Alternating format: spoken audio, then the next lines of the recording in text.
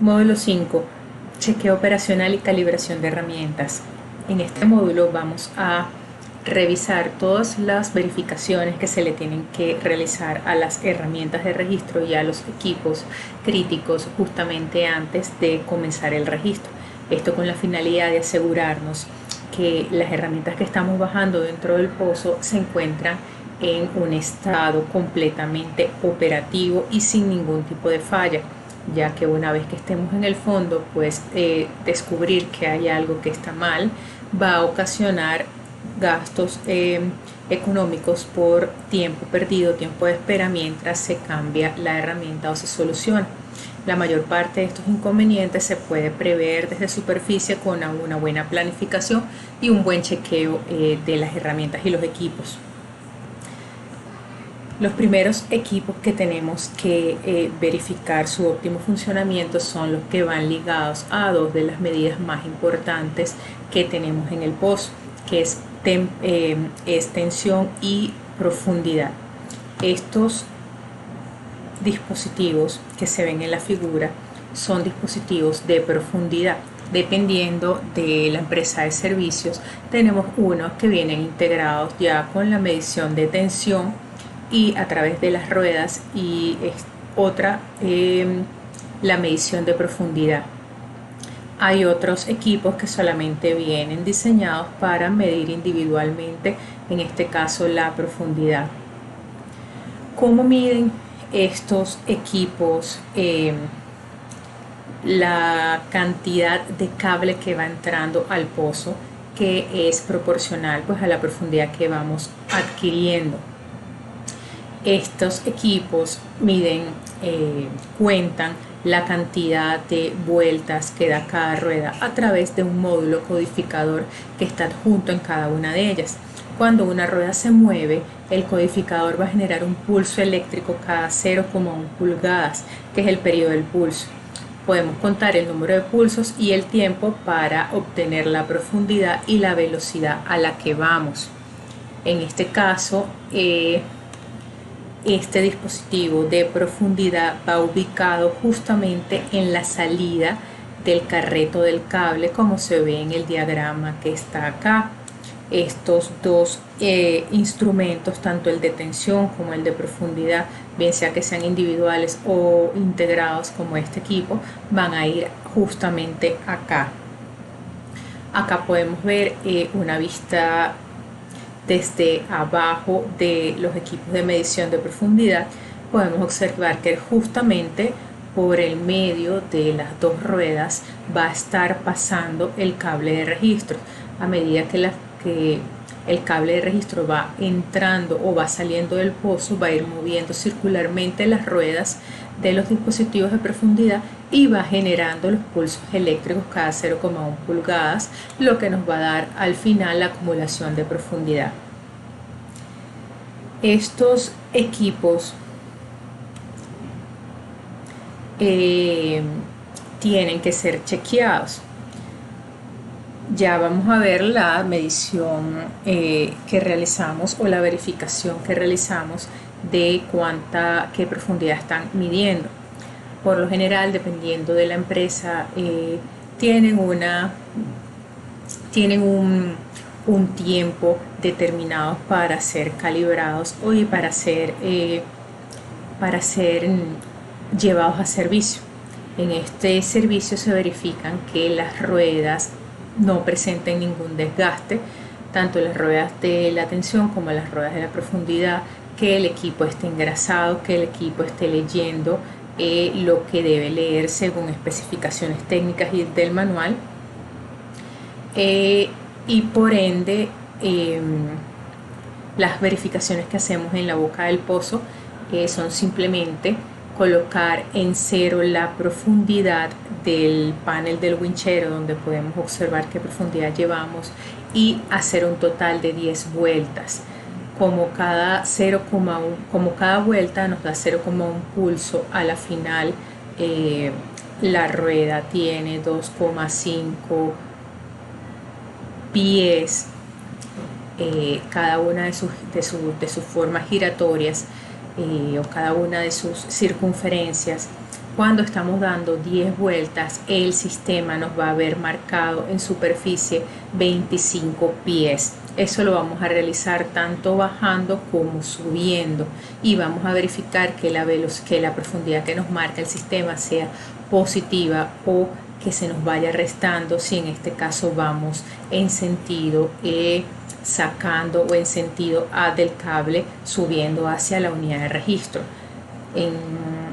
Si queremos verificar un poco más a detalle el funcionamiento del conteo de los pulsos de la rueda, podemos leer que el codificador utiliza un LED o un diodo emisor de luz para enviar luz a través de 300 ranuras igualmente espaciadas que están colocadas en un disco, y el disco se mueve a la par de cada una de las ruedas. El sensor que tenemos acá, un sensor LED, un sensor de luz con un fotodiodo, va a emitir un pulso cada vez que la luz entra por una ranura, y ese es el 0,1 pulso que vemos en la diapositiva anterior, cada uno de los pulsos, que son 0,1 pulgadas, que vemos en la diapositiva anterior.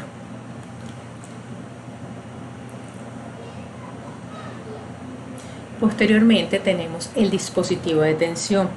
Como lo mencioné hace poco, hay dispositivos que vienen integrados, como el que está acá, que viene integrado el dispositivo de tensión y el dispositivo de profundidad.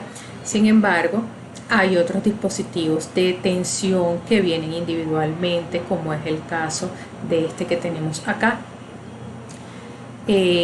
Vale recordar que estas ruedas, o así como en el diagrama transversal que está acá, el cable va a pasar por cada una de las ruedas que están presentes en el dispositivo. Esas ruedas vienen especiales para el diámetro de cable que se está utilizando.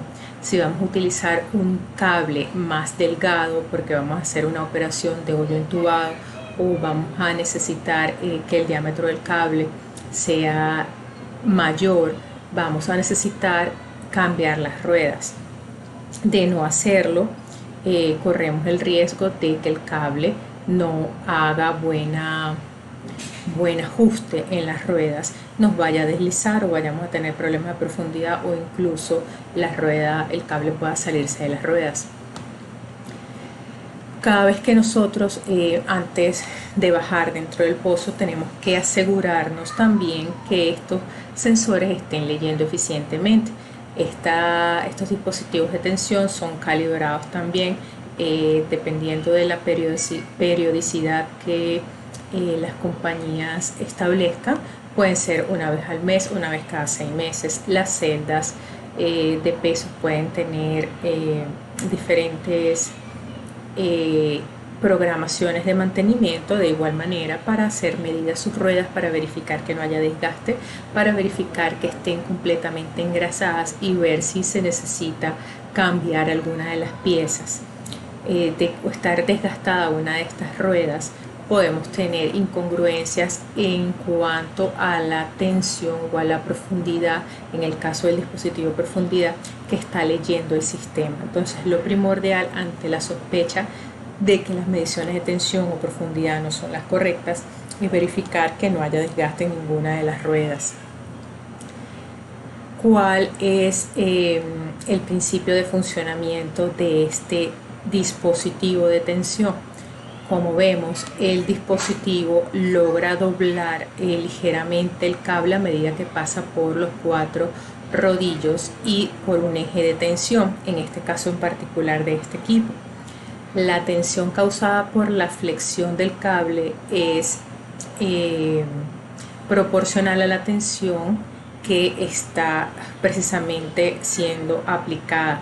Este eje contiene un medidor diseñado para generar una señal eléctrica proporcional a la tensión que está recibiendo. Este eje de tensión, que en inglés se llama strain axle, consiste en una serie de resistencias sensibles que están montadas en el dispositivo, y estas celdas o estas resistencias sensibles son capaces de deformarse cuando se aplica la tensión a través del cable. En este caso la deformación va a cambiar la longitud de las resistencias internas y por lo tanto va a cambiar la resistencia. Ese cambio de resistencia produce señales eléctricas completamente proporcionales a la tensión que está siendo aplicada. Es de allí de donde sale la medición de la tensión.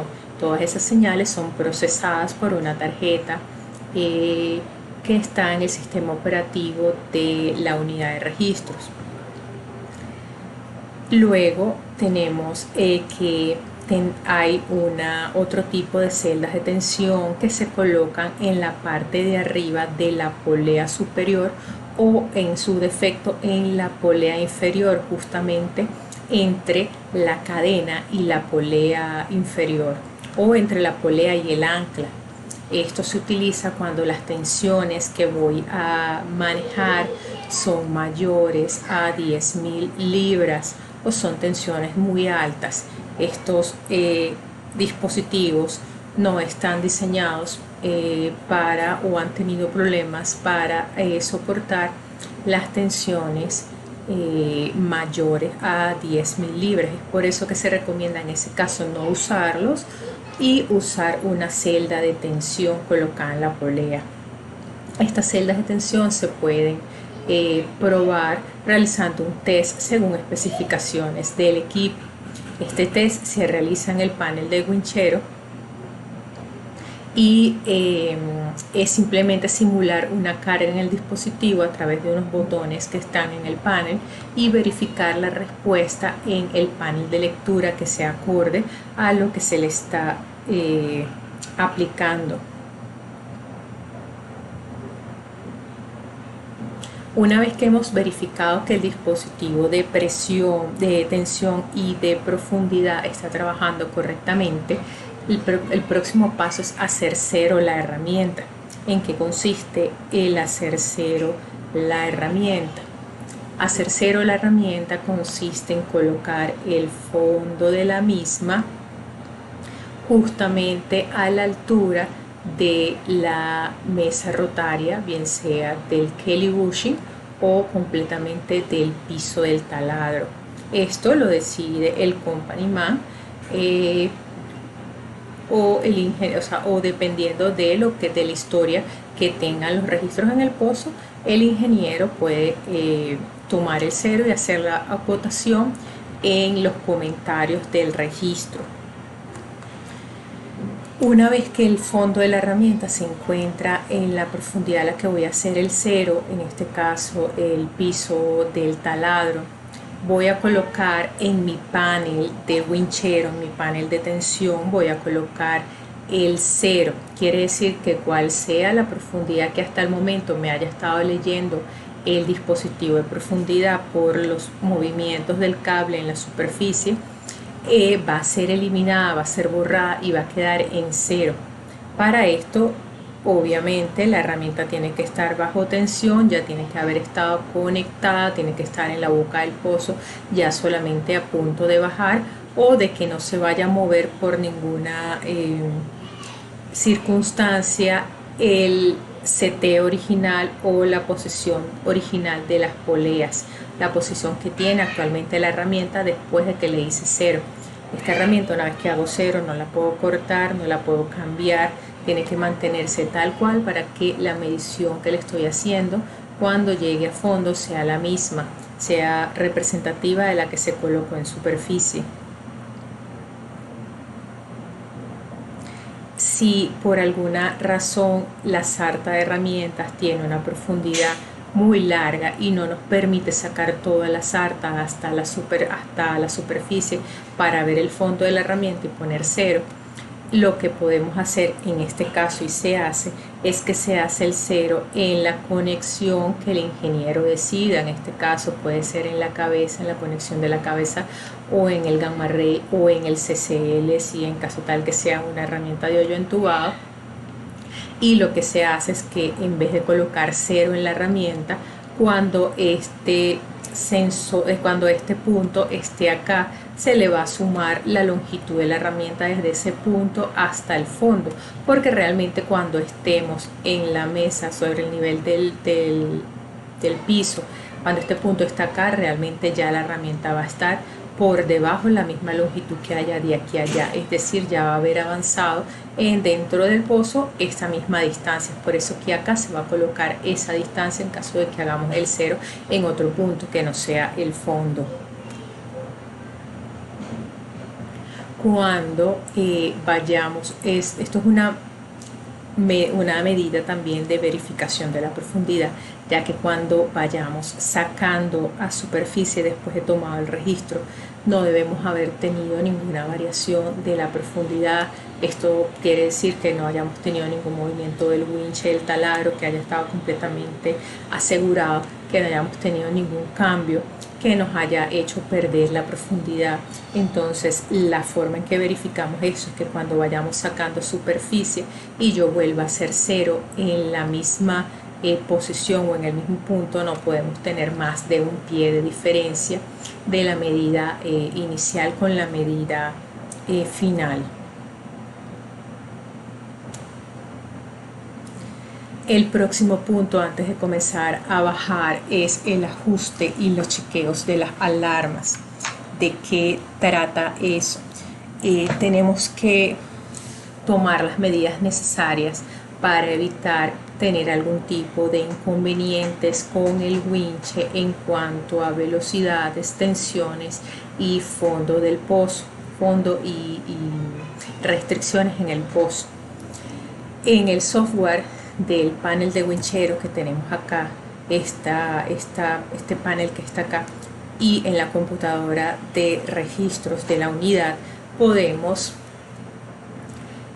abrir la ventana de alarmas que difiere dependiendo del software que haya en cada unidad de registros, y colocar 4 tipos de alarmas más, digamos, más importantes.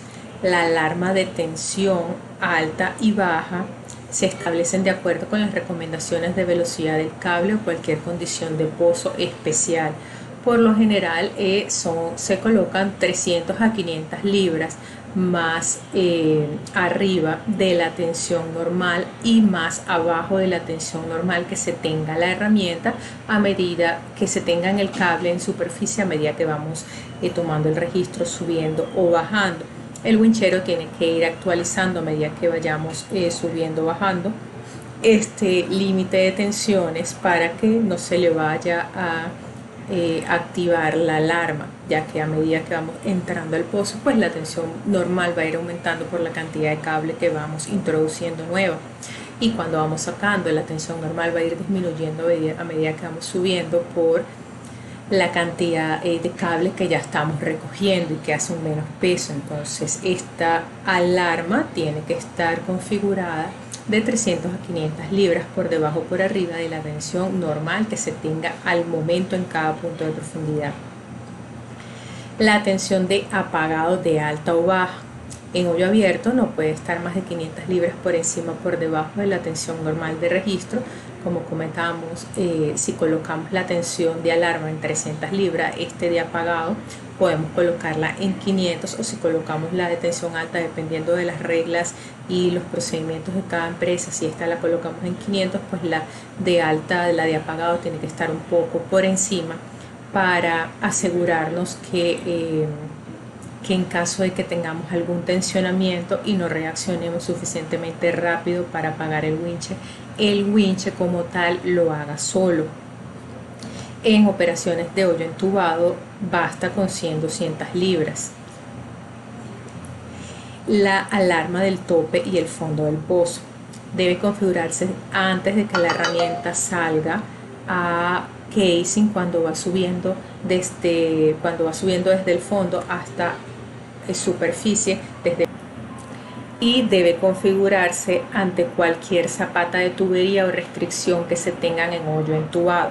Quiere decir que la alarma, antes de pasar por la restricción, por la zapata de la tubería, por el casing, o antes de salir a superficie de hoyo abierto a hoyo entubado, tiene que tener esta alarma configurada.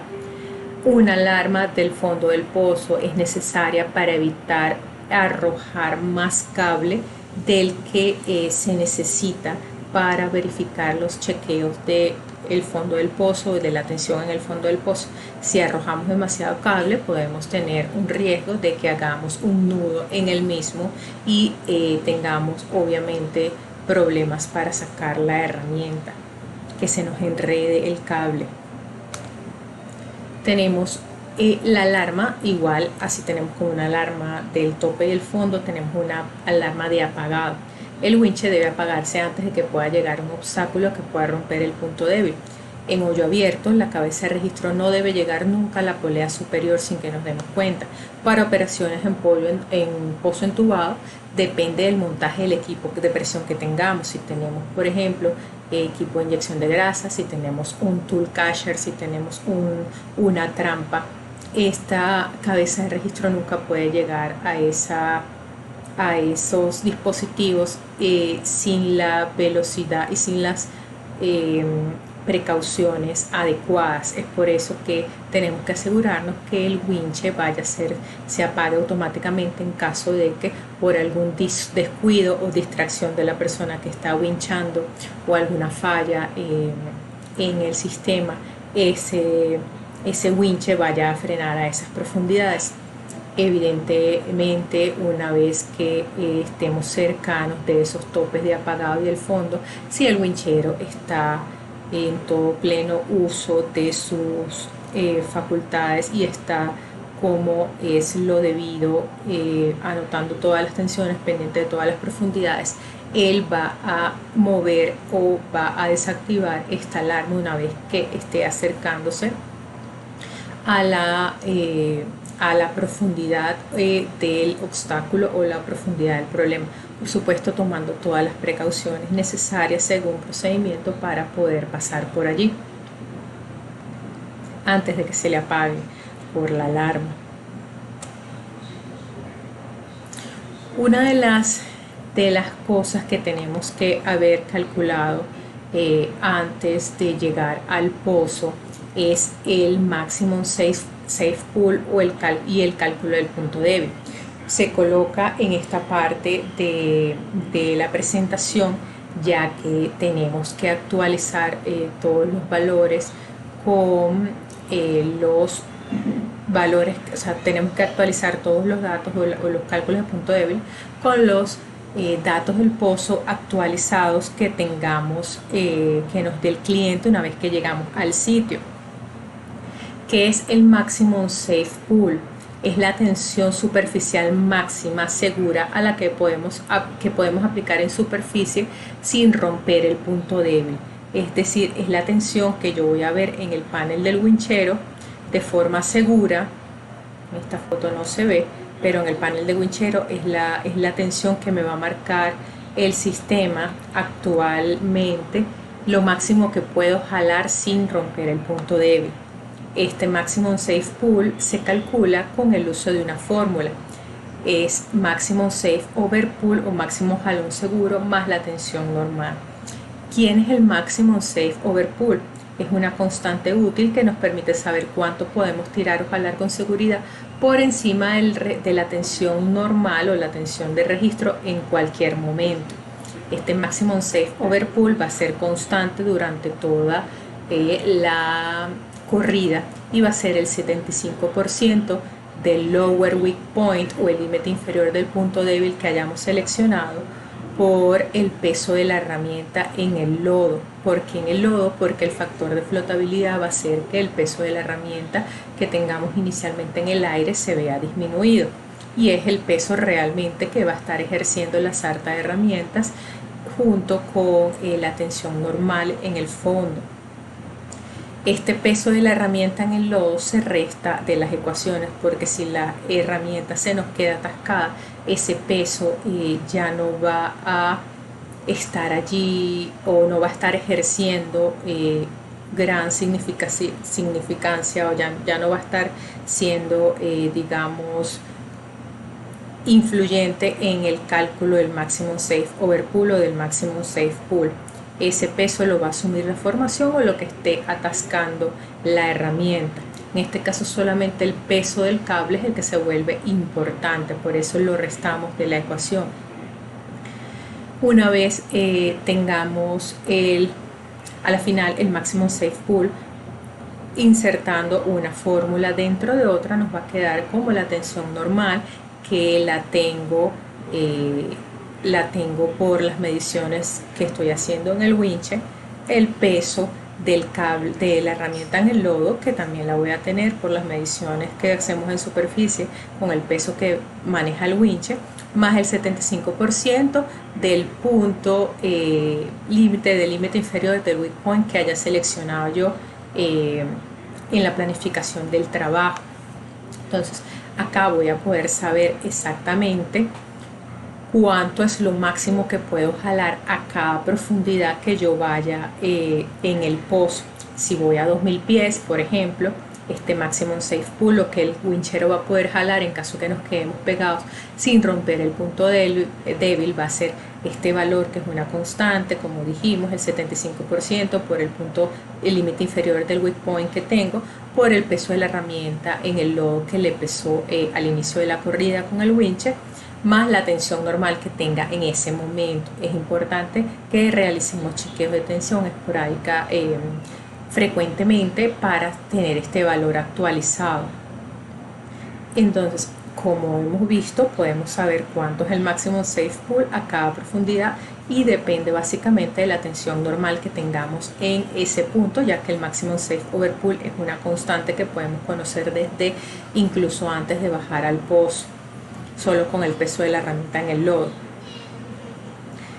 Esta tabla que vemos acá es un gráfico de los diferentes puntos de tensión modulares que se utilizan en una de las empresas, o en las empresas, en la mayoría de las empresas, pero tiene sus propios rangos de puntos débiles. Por ejemplo, el punto débil de 2000, 2600, 3000 libras, 4000, 5700 hasta 14000 libras es lo nominal. Sin embargo, maneja un rango de seguridad dependiendo de la del rango nominal, que puede ser de más 150 hasta más 420, más o menos 420 libras, lo que nos va a dar un rango para este punto de 14.000 desde el límite inferior 13.580 hasta 14.420 el superior, y va a ser diferente dependiendo del punto que se haya seleccionado. Estos son puntos débiles que se utilizan en hoyo abierto. Para hoyo entubado se utiliza otro tipo de puntos débiles que se llaman spider, y se fabrican o se realizan con el mismo cable de registro, y es allí donde necesitamos el máximo strength o el máximo esfuerzo que cada una de las hebras internas y externas posee. ¿Cuáles son mis objetivos a la hora de seleccionar un punto débil? Yo tengo que asegurarme que el punto débil que vayamos a bajar dentro del pozo se pueda romper en el punto más profundo sin exceder la carga de trabajo segura del cable, porque si uno se queda atascado en el fondo del pozo y vamos a necesitar ir a una operación de pesca y vamos a necesitar romper el punto débil, vamos a tener que jalar un valor entre el rango inferior y el rango superior de ese punto débil. Si yo voy a estar jalando esos valores y esos valores están por encima del 50% de lo que resiste el cable en el breaking strength, entonces evidentemente no voy a poder hacerlo, no lo voy a poder romper. Esto va a poner en riesgo la operación, al tener un riesgo de que podamos romper el cable.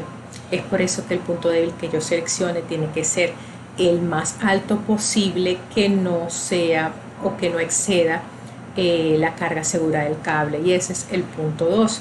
Poder jalar el maximum safe pull posible, es decir, el valor del punto débil más grande disponible que cumpla con el punto anterior y que nos permita tratar de liberar la herramienta en caso de una pega. Si en caso de que tengamos una pega, ¿cómo o qué tensión debemos aplicar para romper el punto débil? En este caso tenemos que vencer todas las fuerzas que nos estén haciendo tirar el cable hacia abajo antes de poder llegar a hacer algo de tensión en la cabeza donde está el punto débil. ¿Cuáles son todas esas fuerzas que nos están aplicando tensión hacia abajo y tenemos que vencer o igualar para poder llegar a la cabeza y romper el punto débil? Tenemos la tensión normal que vemos registrada en superficie o que podemos calcular, y aquí lo vamos a ver cómo, menos el peso de la herramienta en el lodo, porque la herramienta va a estar por debajo de la cabeza, por debajo del punto débil, no va a ser ninguna carga en el momento que vayamos a querer romper el punto débil, y el límite superior de ese punto débil, que realmente es después de que hayamos vencido todas las tensiones que están haciendo carga hacia abajo, por decirlo de esa manera, tenemos que empezar a jalar el máximo, o ahí es donde vamos a empezar a aplicar la tensión en la cabeza realmente para jalar el máximo que aguanta el punto débil antes de romperse. Entonces, si no tenemos la tensión normal, podemos calcularla como el peso de la herramienta en el lodo más el peso del cable. ¿Cómo calculamos el peso de la herramienta en el lodo? Teniendo cada una de las herramientas que vamos a bajar, ellas tienen un peso nominal según manual. Si sumamos todos los pesos de las herramientas, digamos nominales, que estamos bajando y los multiplicamos por el factor de flotabilidad, podemos obtener el peso de la herramienta en el lodo más el peso del cable. ¿Cuál es el peso del cable? El peso del cable en el lodo también, porque va a estar afectado por la flotabilidad, va a ser el peso nominal del cable según la tabla que vimos al inicio de este curso, de esta presentación, que dice que dependiendo del tipo de cable puede variar entre por ejemplo 29 libras cada 1000 pies o hasta 330 a 400 libras por cada 1000 pies. Si tenemos un pozo de 10.000 pies, es simplemente multiplicar las 330 libras por 10 y nos va a dar 3.300 libras, que van a ser el peso del cable, suponiendo que sea un cable de alta resistencia que pesa mucho más que un monoconductor, un cable heptaconductor que solamente pese 29 libras por cada 1000 pies y sea a la final 290 libras en el fondo del pozo. Suponiendo que pesa 330 y tengamos en el fondo del pozo 3.300 libras de cable, ya lo vamos a poder calcular, y ese es el valor que vamos a colocar multiplicado por el factor de flotabilidad. Todo esto ya se está llevando a cabo en el fondo del pozo, hay fluido y eso me disminuye el peso. Y menos, aquí digamos despejando o insertando una fórmula en otra, la tensión normal es esto, menos el peso de la herramienta en el lodo, más el límite superior del punto débil. Esto con esto se cancelan los pesos de las herramientas y nos queda que para romper el punto débil tenemos que vencer el peso que nos está haciendo el cable hacia abajo, más una vez que igualemos esta tensión, tenemos que llegar al punto superior, o tenemos que empezar a jalar el punto superior del punto débil que seleccionamos. Esa es la cantidad de tensión que necesitamos para romper el punto débil. Lo que tengamos de cable, del peso del cable, más lo que tengamos según valores nominales de que aguanta ese punto débil que seleccionamos. Recordemos que todo esto, que este valor tiene que ser menor al máximo, a la carga de trabajo segura del cable. Es por eso que colocamos este valor, colocamos esta fórmula para poder hallar digamos, esta carga de trabajo segura o el safe working load. Tenemos que colocarlo en la fórmula, el punto débil, el límite del punto débil, o lo que tengo que jalar para romper el punto débil, no puede sobrepasar el 50% del cable. Adicionalmente, tenemos que tomar en cuenta que todos los puntos débiles se degradan con la temperatura, o los que se utilizan en registros eléctricos.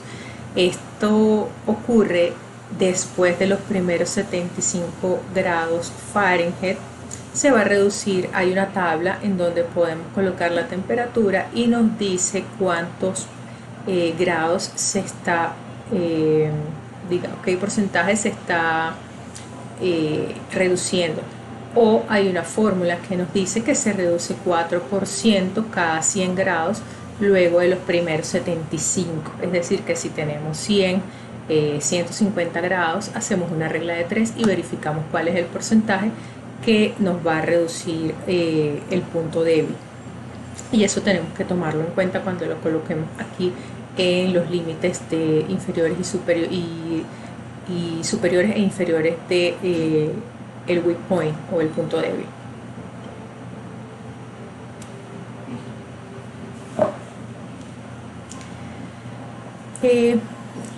Esta parte se trata de las calibraciones en boca del pozo. Una vez que tenemos la herramienta vestida, que hemos hecho todos los chequeos de superficie y que vamos justamente allá a prepararnos para bajar, tenemos que realizar las calibraciones before job o antes del trabajo. Esto lo podemos hacer, por lo general se realiza en la boca del pozo, o dependiendo de los procedimientos se puede realizar hasta 12 horas antes de la corrida. Esto, como no podemos llevarnos hasta el pozo los calibradores que usamos en la base, fueron creados calibradores portátiles para verificar que las medidas que hicimos en la base en los calibradores grandes todavía estén en tolerancia. Tenemos para esto calibradores de gamma ray, calibradores de neutrón, aros calibradores para caliper y otro tipo de calibradores para calipers de 4, de 6 brazos, dependiendo de la empresa, de la herramienta que se haya seleccionado según la empresa. En el caso de los calibradores de gamma ray, están fabricados, en los casos de las almohadillas, están fabricados de una arena radioactiva natural que se encuentra por lo general en Brasil, y es completamente inerte, es decir, no representa un riesgo muy elevado para las personas que trabajan con ella. No emiten radioactividad a tal punto de que sea dañino para la salud su contacto. Caso contrario, tenemos el caso de este calibrador, que sí tiene una pequeña fuente radiactiva química, no es natural, que se coloca en esta parte del calibrador, y es justamente en esta parte la que va a quedar en contacto con la herramienta, o justamente encima de la herramienta cuando se hace la calibración, y el detector va a poder verificar las cuentas de gamma ray que está leyendo. Estas almohadillas se enrollan alrededor de la herramienta o alrededor del detector de la herramienta para simular condiciones de radioactividad o de rayos gamma altas. Tenemos también el calibrador de neutrón. Esto es un verificador, más que un calibrador, es un verificador que se lleva al pozo y se usa para verificar que las mediciones de la calibración estén en tolerancia. Esto está hecho de un material radioactivo, se coloca alrededor del cuerpo de la herramienta y simula condiciones de porosidad más grandes, condiciones de porosidad altas. Tenemos los aros calibradores para los calipers. Por lo general son dos aros, uno de 8, uno de 12, o dependiendo de las especificaciones técnicas de cada herramienta o de los fabricantes. Y no es más que decirle a la herramienta, como vamos a ver a continuación en esta foto, abrir el caliper justamente en la medida que quede justamente dentro del aro, y ver cuánto está leyendo. Si es un caliper, si es un aro de 8, debería estar leyendo 8 pulgadas o con una pequeña tolerancia positiva o negativa. pero si está fuera de tolerancia, el caliper va a aplicar una corrección y va a volver a calibrar esta herramienta. Tenemos en la siguiente imagen una calibración del caliper de la densidad. Aquí podemos ver una herramienta de gamma ray de una empresa en particular que está siendo verificada y está siendo calibrada con la almohadilla del gamma ray. Otro punto que acá podemos mencionar es que es una calibración de 2 puntos. Ella toma un aro conocido en 8 pulgadas, después utiliza el caliper para medir el aro de 12 pulgadas y finalmente nos da el arreglo por la corrección de lo que debería leer con lo que está leyendo.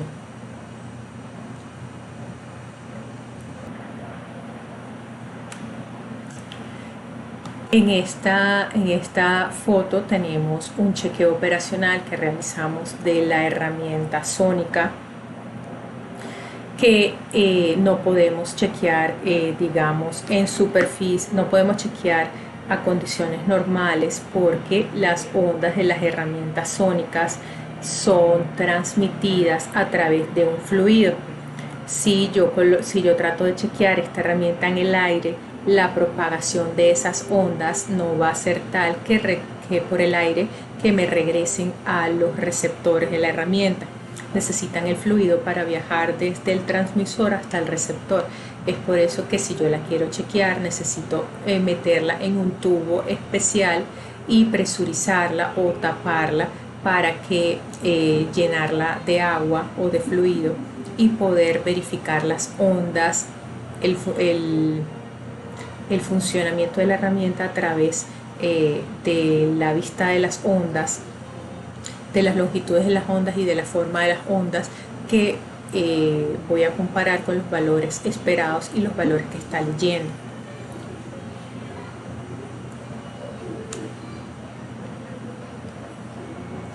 Acá tenemos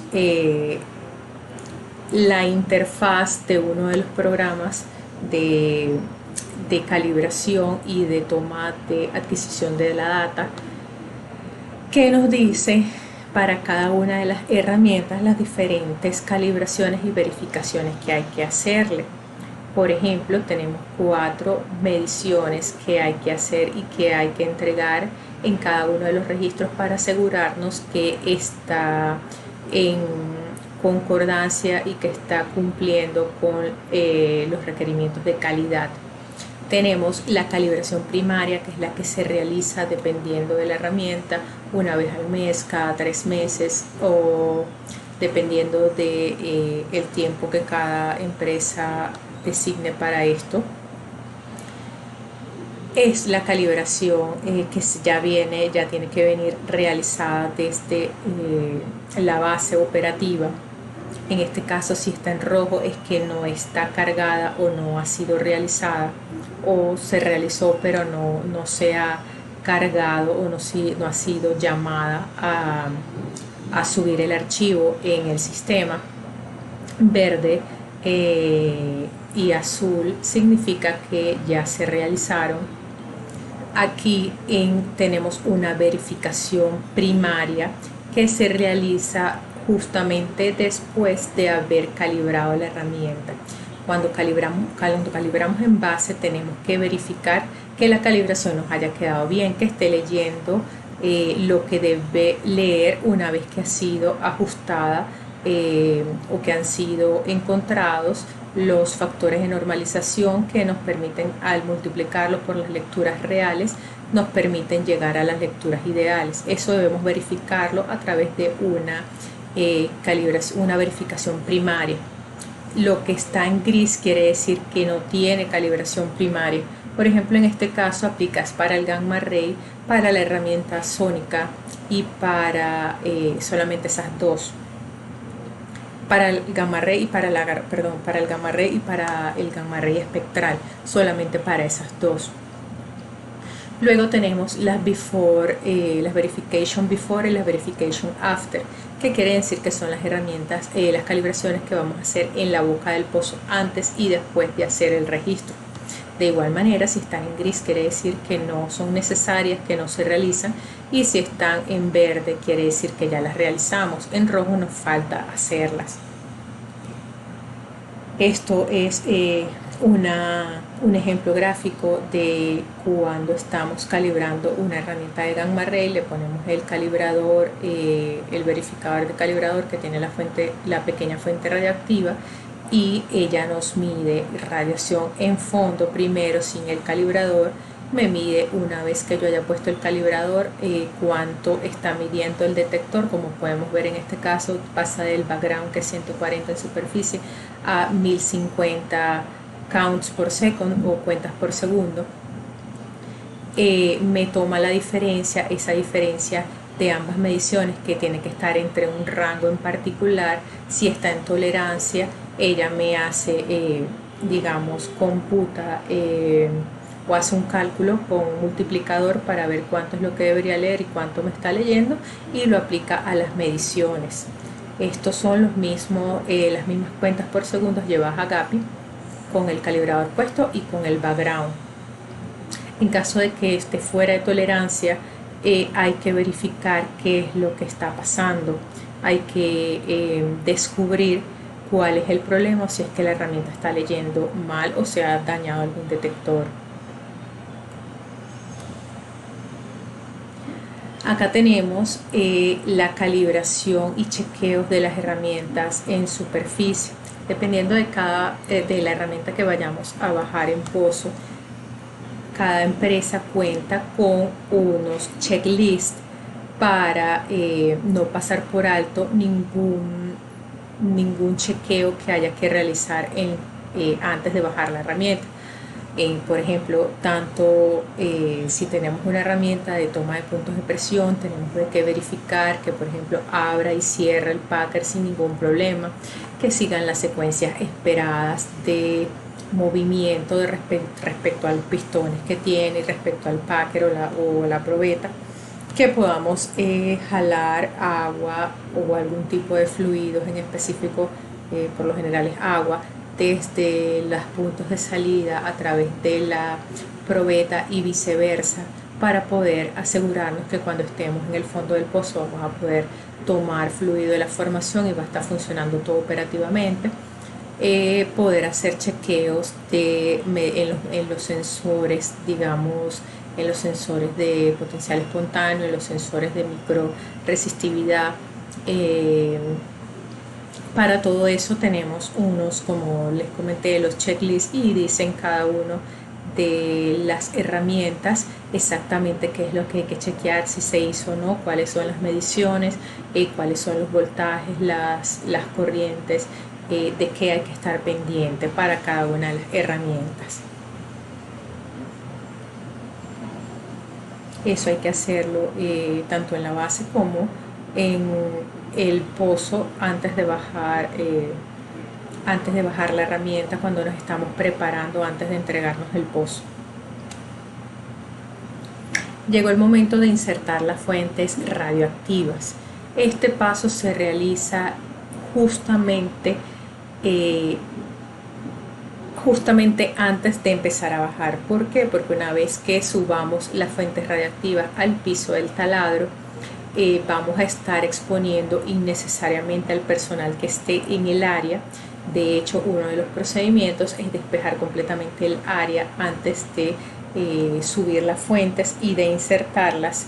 Sin embargo, tan pronto hagamos la inserción de fuentes en la herramienta tiene que comenzar a bajar para evitar tenerla en superficie emitiendo índices de radiación al personal que está alrededor de forma innecesaria.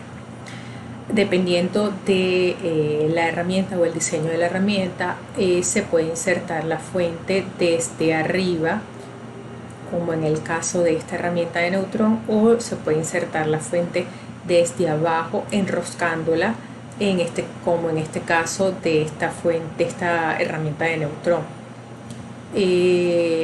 Hay herramientas especiales como son el caso de esta o llaves especiales que permiten retirar del contenedor la fuente radioactiva sin que la persona que lo haga tenga contacto directo en ninguna de sus extremidades con la fuente, y para asegurarnos la mayor distancia entre las extremidades o la parte del cuerpo que va a estar más cerca de la fuente, asegurar que esta distancia sea la más larga, la más grande. Este medidor de rayos, de Geiger, medidor de radiación, está acá porque tiene que estar en el piso del taladro en todo momento cuando estemos insertando y retirando fuentes. Ya vamos a ver un formato que se tiene que llenar mandatoriamente. Puede diferir en cuanto a formas en cada una de las empresas, pero básicamente es obligatoria para todas, y habla de que hay que realizar mediciones antes de insertar la fuente y después de insertar la fuente, para darnos cuenta en caso tal de que por alguna razón la fuente se caiga en el piso del taladro y la persona no lo vea.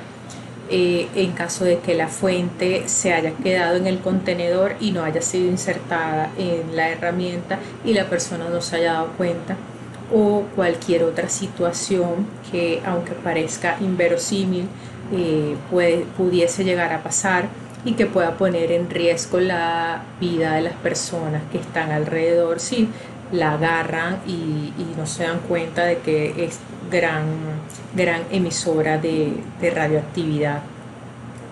Entonces, una vez insertadas las fuentes y realizados los surveys o las mediciones que vemos en este documento, podemos proceder a tomar el registro. En este documento de una empresa en particular podemos ver que nos piden los seriales de los medidores Geiger. Hay uno que te mide rayos gamma y hay otro que te mide rayos de neutrón, partículas de radioactividad por neutrones. Te coloca la fecha de calibración. Si tenemos un calibrador Geiger que está descalibrado, vencido, no se puede utilizar. Tenemos las unidades de medición para cada uno de ellos, y estas son las preguntas que te hacen en cuanto a cada uno de los pasos que se tienen que llevar a cabo para el trabajo con las fuentes en la planchada. Por ejemplo, te preguntan la radiación de fondo, de background, antes y después de la inserción de las fuentes, el background del lugar de calibración en caso tal que aplique, lo que está midiendo el piso del taladro en la planchada, el piso de la perforación después de la carga de la fuente, después de la carga y la descarga, el puerto en donde va introducida la fuente, cuánto está midiendo antes y después de colocarla. ¿Por qué? Porque podemos tener una fuga que la fuente puede estar fugando en condiciones muy, digamos, muy extrañas que pudiesen suceder, pero este tipo de mediciones nos ayudaría a detectar cualquier tipo de radiación residual que quedara en las compuertas de donde van insertadas las fuentes reactivas, y que de otra manera, si no hacemos estas mediciones, no nos daríamos cuenta, ya que la radioactividad, como sabemos, es incolora, es inolora y no la podemos ver, es invisible. Entonces, después de que coloquemos todas estas medidas que nos piden y y respondamos las preguntas en cuanto a si tomamos las medidas necesarias para que las personas no estuvieran cerca, que el contenedor está en buen estado, que las etiquetas están en buen estado, etc., procedemos a firmar el documento y a continuar con la corrida de registros como tal.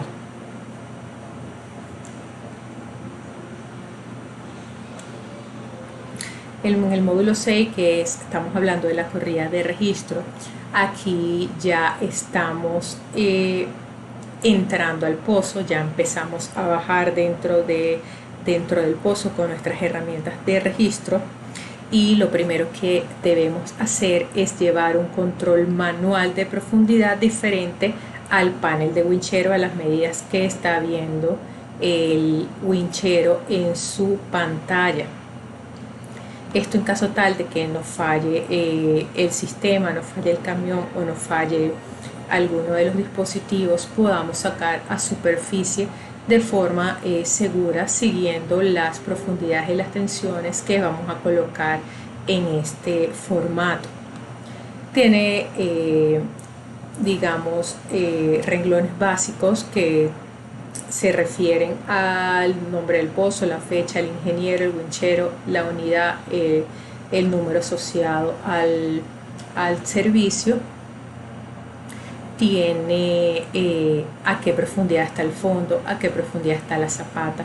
Tiene un diagrama donde el winchero va a poder actualizar todas las profundidades de los diferentes casing y liners que hayan dentro del pozo en caso de que aplique. Y tiene varias columnas dependiendo de las corridas donde el winchero va a poder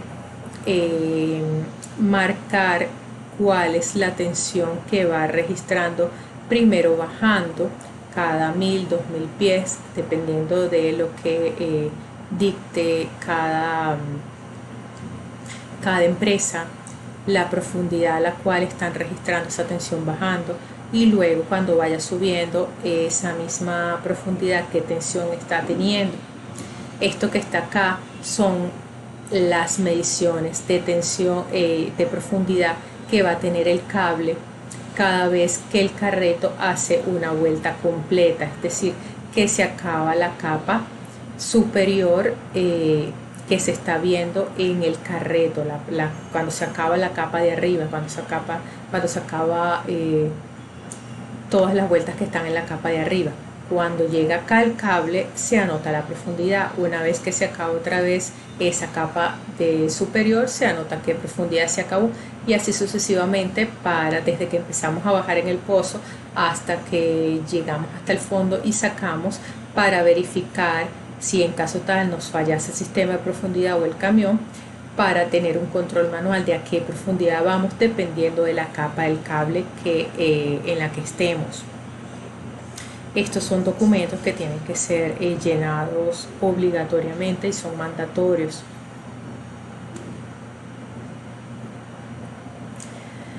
Acá tenemos un registro bajando. ¿Por qué es necesario hacer un registro bajando?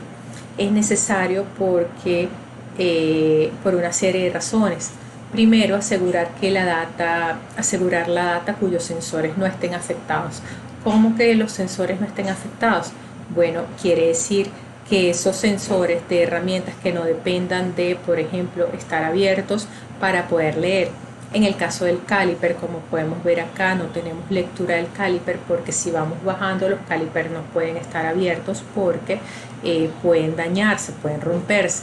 Entonces esta lectura de caliper no va a ser válida. De igual manera, la lectura de la densidad tampoco va a ser válida, porque la densidad necesita que el patín, y tanto el patín y el caliper, estén completamente abiertos para que el patín de la densidad pueda ir pegado a la formación gracias al empuje que le va a dar el brazo del caliper.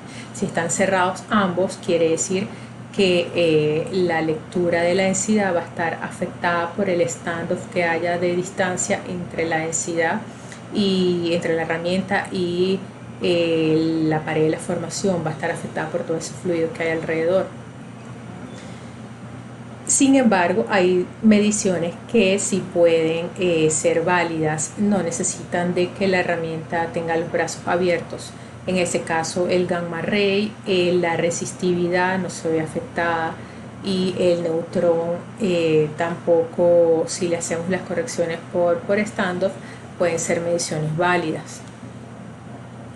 Tenemos que ajustar, otra de las aplicaciones del registro bajando es ajustar los parámetros.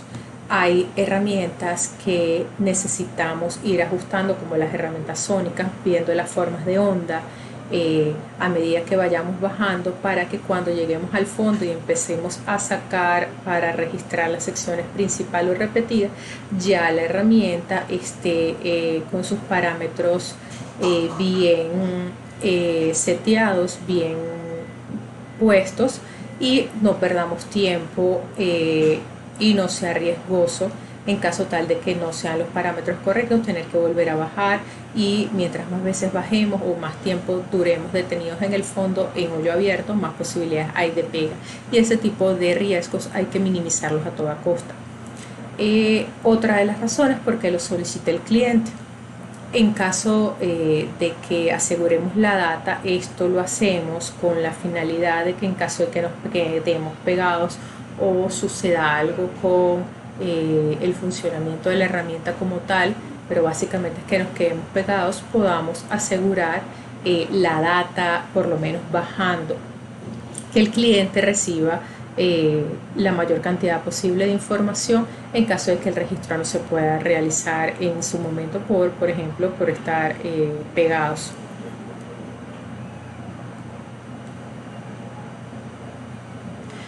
Una vez que hacemos el registro bajando, tenemos que ponernos en profundidad con cuál sea el primer registro que exista de ese pozo. Esto depende de la decisión del cliente, qué tipo de registro va a querer que usemos para correlacionar. Por lo general se utiliza el primer registro de hoyo abierto en el pozo que se tenga, o un registro anterior con LWD o con tubería, logging while drilling. Hay clientes que no les gusta o no están de acuerdo con correlacionar con LWD, por lo que aunque haya un registro anterior, van a tomar el registro con guaya como si fuera el primero. En caso de que no hayan registros anteriores, o que el registro haya sido tomado con LWD y el cliente no quiera correlacionarse, vamos a hacer de cuenta que es el primer registro en pozo. Para corregir la profundidad no es simplemente bajar y decir que la profundidad que hice el cero arriba y la profundidad a la que llegué, ese va a ser la profundidad real del pozo. ¿Por qué no puede ser? Porque tenemos un factor que nos afecta las mediciones de profundidad, y es la elongación del cable. Así como la tubería, mientras la tubería le aplicamos una carga tensil, ella va a elongarse, de igual manera pasa con el cable. Esta elongación no es lineal, no es una ecuación de una recta que se pueda despejar o se pueda buscar una multiplicación, un factor multiplicativo para digamos, conseguirlo. Depende de la tensión normal que se tenga en ese momento, y esa tensión normal pues la vamos a saber es a medida que vayamos bajando en el pozo o que se hagan los cálculos en superficie. Entonces tenemos dos maneras de calcular este stretch o esta elongación. La primera de ellas es de forma manual. Si tenemos las tensiones subiendo y bajando, podemos conocer el valor del stretch, ya que la longitud, esto es la profundidad a la que estamos teniendo estas tensiones subiendo y bajando, y también es la profundidad a la que queremos calcular el stretch, y este índice de coeficiente elástico del cable. ¿De dónde sacamos este índice de coeficiente elástico? De las tablas de las especificaciones del cable del fabricante, en este caso de Camesa o de Rochester. Sí, los cables obviamente son fabricados por estas empresas. También podemos hacerlo según el tipo del cable, por tabla. Estas tablas que tenemos acá son tablas que están diseñadas para cada cable en particular, cada diámetro del cable, y básicamente es lo mismo. Entramos con la tensión que tengamos en el pozo y la intersectamos con la profundidad, y donde nos corte la curva de stretch vamos a poder bajar y saber exactamente cuántos pies vamos a corregir. Estos pies se le deben corregir a la profundidad primaria, a la profundidad que me esté leyendo la herramienta, que me esté leyendo el sistema bajando. Acá vale recordar que el stretch, si yo me paro en la altura de la zapata y me voy a tener un stretch, una tensión normal, una tensión subiendo y bajando, pero si me paro acá en el fondo, que es la corrección por stretch que realmente quiero, no va a ser la misma que acá en la zapata, porque voy a tener más tensión normal, voy a tener más tensión bajando o subiendo debido al peso del cable. Entonces aquí en el fondo esta es la profundidad donde yo tengo que calcular mi stretch y agregárselo a la profundidad que tenga en el sistema.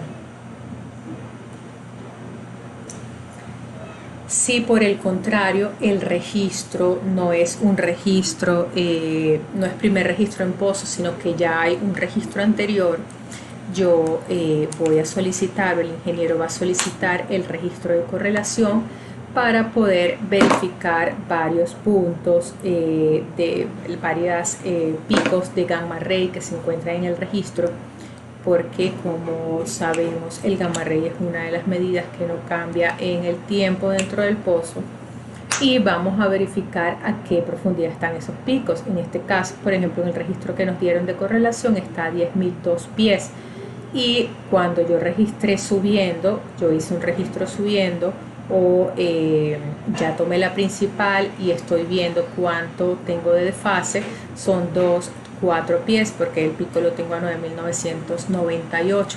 Quiero decir que una vez que termine mi registro, o si estoy haciendo un registro subiendo, voy a bajar a tomar la principal, bien sea porque esta es la repetida o por decisión del cliente estoy correlacionando primero, yo voy a sumarle estos 4 pies a la profundidad del sistema para que me corrija todas las curvas.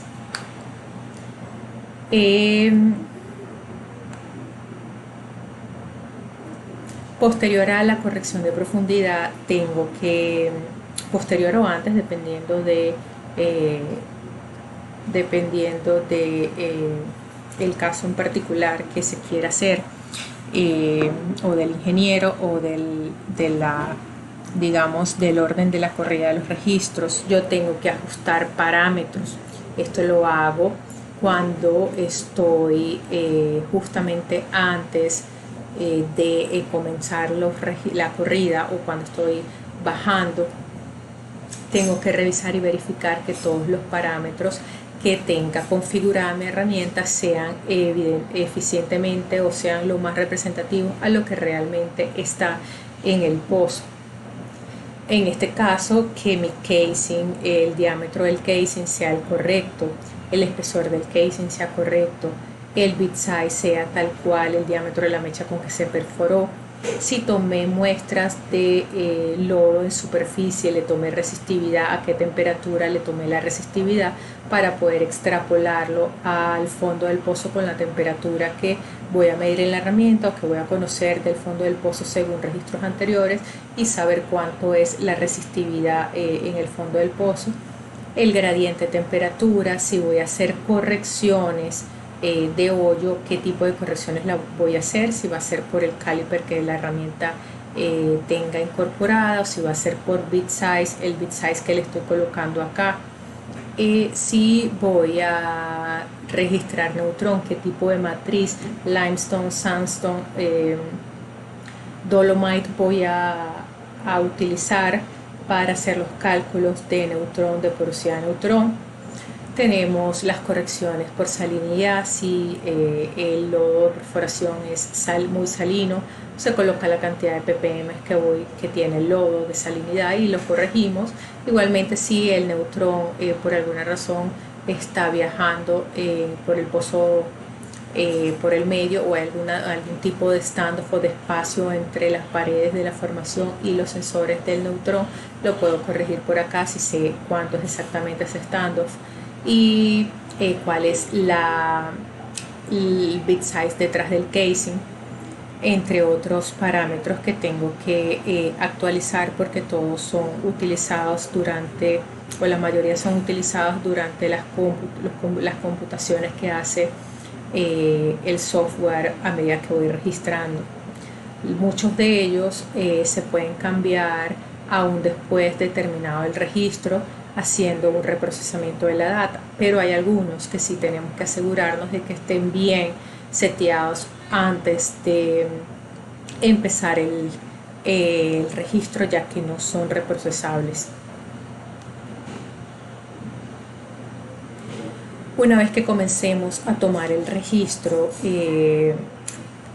paso 1, confirmamos los parámetros nuevamente, abrimos los calipers o los brazos en caso de que la herramienta los tenga, ajustamos la velocidad del registro. ¿Qué quiere decir esto? Las herramientas tienen una velocidad máxima nominal a las cuales pueden ser corridas y no necesariamente es la misma para todas. Si yo tengo en una sarta diferentes velocidades de registro, yo tengo que registrar a la mínima de todas ellas, porque si no voy a estar saturando de información el sistema y voy a perder data. Si yo registro más rápido de lo que la herramienta puede ser capaz de procesar, el sistema se va a colapsar y va a dejar de leer data. Es por eso que tengo que estar muy cuidadoso de las velocidades de registro. Empiezo a registrar la sección repetida y la principal dependiendo de los requerimientos del cliente que quedan en el programa, si se hace primero la repetida y después la principal, o si el pozo tiene muchos problemas y es preferible que de una vez se comience con la principal y se haga la repetida ya casi llegando al liner o al casing. Realizar control de calidad. Este control de calidad lo vamos a ver un poquito más adelante, cuáles son las curvas o qué es lo que tenemos que estar pendiente para poder saber que las curvas que estoy tomando están bien y la herramienta no está leyendo cosas diferentes o no haya ninguna condición extraña en el pozo. Y por último, una vez terminemos el registro, lo empezamos a procesar. Esto incluye desde generar el combinado o el PDF o el archivo que se les va a entregar al cliente hasta hacer procesamientos de la data en caso de que haya que cambiar algún parámetro, reprocesarla o en caso de que haya que ajustar algunas mediciones. Una vez que estamos tomando el registro, hay herramientas que nos ofrecen ventanas, por ejemplo, como las ventanas acústicas, en donde tenemos que verificar que el comportamiento de las ondas sea coherente con el comportamiento esperado de la herramienta en el orden esperado y que los parámetros, en caso tal de que no sea la herramienta, no esté comportándose como debería, cambiar los parámetros e irlos ajustando hasta que obtengamos las formas de onda correctas y por supuesto hacerlo antes de tomar el registro.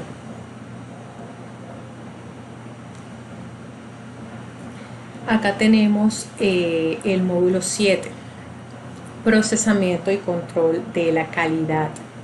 Este es el último módulo y en este módulo vamos a ver cómo verificar que la data que hemos adquirido sea una data de calidad que lleva el registro final que se le entrega al cliente y si necesitamos hacer algún tipo de procesamiento. Una vez que hemos tomado toda la data, necesitamos generar el archivo final que se le va a entregar al cliente. En este archivo se compone de varias partes. El primero es el encabezado del registro. En el encabezado del registro tenemos datos que tienen que ser llenados en su totalidad por control de calidad. No puede quedar ningún dato en blanco. Todos los datos tienen que ser completados. El nombre de la compañía, tenemos el nombre del pozo, el campo, el taladro, el país. Tenemos si la escala en donde está el registro es 1.200, 1.500, dependiendo de qué tipo de escala sea. Las coordenadas del pozo, si en ese pozo se corrieron otro tipo de servicios aparte de los que estamos corriendo o aparte de los que vamos a entregar.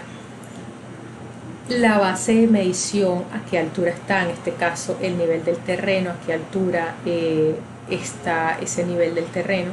y desde donde medimos el perfil. Si lo medimos desde la mesa rotaria, porque hicimos el 0 en la mesa rotaria, a qué profundidad del nivel del terreno se encuentra esa mesa rotaria.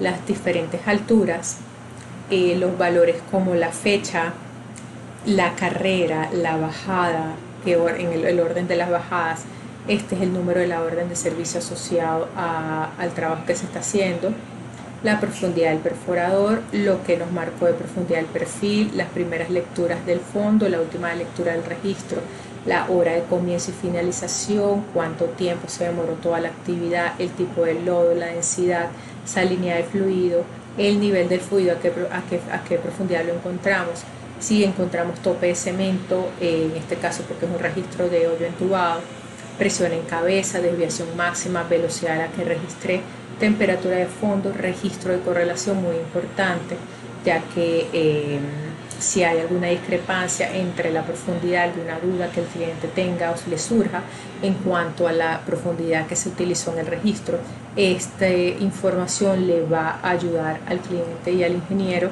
a verificar si el problema de profundidad está en el registro que se tomó o en el registro anterior que se utilizó para como referencia. De no colocarlo pues y haber varios registros, va a ser difícil hacer la trazabilidad a ver dónde está el inconveniente. El número de equipo, la unidad de registro, la base de donde salió la unidad de registro y los nombres del testigo o del cliente y del ingeniero que realiza el trabajo. Las otras partes del registro tenemos los comentarios, en donde todo lo que no esté en el encabezado y que consideramos importante debemos dejarlo para entendimiento y para conocimiento del cliente. Esto incluye datos adicionales del logo que no se hayan colocado, si se presentó algún tensionamiento considerable, las lecturas de los termómetros o de las temperaturas que tengamos, si tenemos o no, si hicimos o no mediciones de resistividad del lodo, a qué hora paró la circulación, si se realizó por ejemplo un empalme de la data debido a una falla en algún detector como en este caso, etcétera. Debemos y estamos en el deber de colocarlo en los comentarios. Luego tenemos las herramientas usadas, tenemos que tener una trazabilidad de todas las herramientas que estamos bajando en el pozo, porque en caso tal de que nos quedemos pegados o de que nos esté fallando una herramienta, poder saber, así las herramientas estén dentro del pozo, cuál serial de esa herramienta es la que está fallando o cuál serial de la herramienta tengo abajo en caso de que tengamos que bajar a pescar o nos quedemos pegados y tengamos que recuperar las herramientas. Y también por supuesto para pues darle trazabilidad a cuántos trabajos tiene cada una de las herramientas y poder llevar el control de los mantenimientos que se le realizan. Luego tenemos el diagrama de la herramienta. En este diagrama lo más importante que el cliente verifica es la longitud total de la herramienta y el peso de la sarta en el aire y el diámetro máximo de la herramienta. Cuál de todas estas herramientas tiene el mayor diámetro y lo representan acá como el máximo diámetro de toda la sarta. En el diagrama del pozo también el cliente va a poder ver en el diagrama de las herramientas a qué profundidad del fondo va a quedar cada uno de los sensores para asegurarse de que tengan suficiente bolsillo entre el fondo y el inicio de la zona de interés para poder tomar la mayor cantidad de data y no perder ninguno de estos sensores en la zona de interés.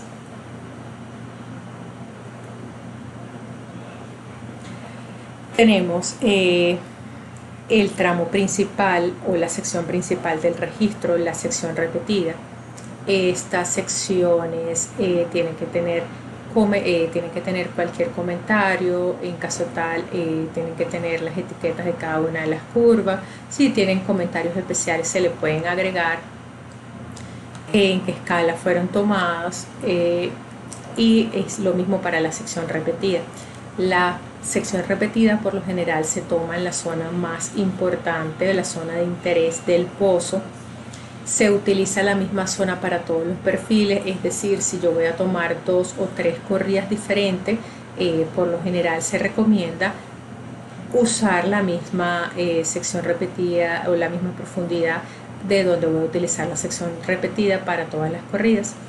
Considerar que el fondo es el punto de mayor agarre de la herramienta. Porque aparece este comentario, porque por lo general el cliente le gusta tomar la sección repetida en el fondo del pozo, donde está la sección, digamos, más rentable para ellos, pero es precisamente en el fondo del pozo en donde tenemos mayor riesgo de pega. Entonces, si la sección repetida la podemos hacer arriba en alguna parte de menor riesgo, es mucho mejor, ya que recordemos que la sección repetida no es data adicional que estamos tomando, no está aportando data nueva, sino simplemente está verificando que la sección principal que tomamos en esa misma zona de interés repite y es representativa, lo que se puede hacer en cualquier punto del registro.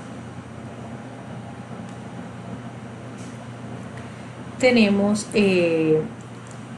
las partes, como parte de un registro, los parámetros.